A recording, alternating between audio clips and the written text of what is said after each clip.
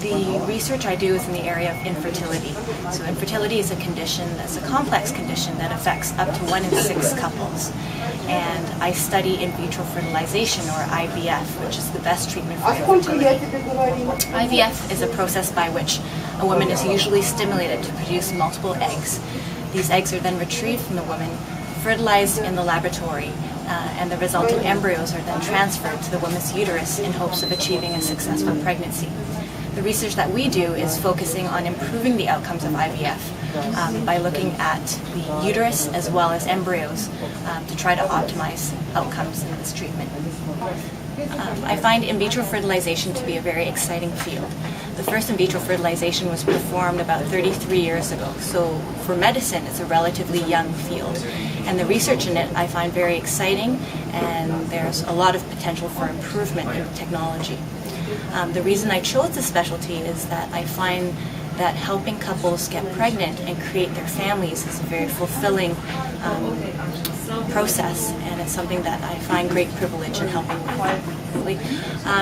IVF is a novel technology. As I mentioned, it's only about 33 years old.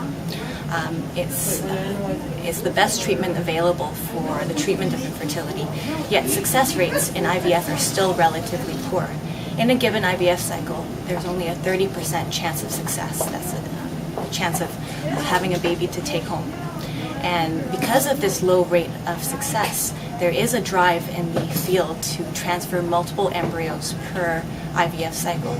What this has resulted in is a disproportionately high rate of multiple pregnancies, twins, triplets, quadruplets, and above, resulting from IVF. One of the leading challenges is that we don't have great tools to determine if the uterus is receptive to embryo implantation. The uterus is only receptive to the embryo during a limited window of time during the menstrual cycle, and there aren't any good clinical tools to assess that.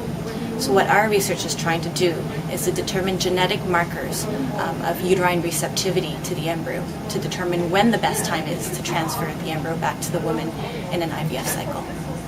So our lab has actually developed a novel method of investigating the uterus.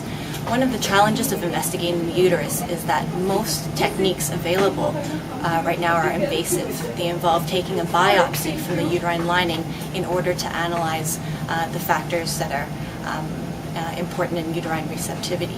What we've been able to do is develop a minimally invasive technique of uterine aspiration that allows us to obtain cells from the uterine lining in a gentle fashion and use this for genetic analysis.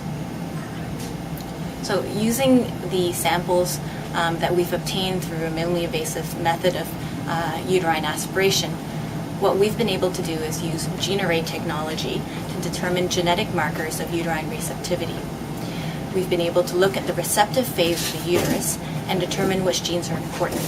In terms of the next steps, we're going to be using these genetic markers to see which specific genes can predict for successful pregnancy in IVF cycles. And then we'll be able to design clinical tools within the next 5 to 10 years to help us predict whether a woman's uterus is receptive to the embryo for implantation. And this is all towards the ultimate goal of improving IVF outcomes and improving success rates from IVF. I've been very fortunate to receive support from both the Mount Sinai Foundation as well as Venture Sinai too. And this support has enabled me to work at the Lunenfeld Research Institute, which is a state-of-the-art facility that embraces the joining of science and medicine and has allowed me to do the clinical research that I need to do in order to advance outcomes in IVF.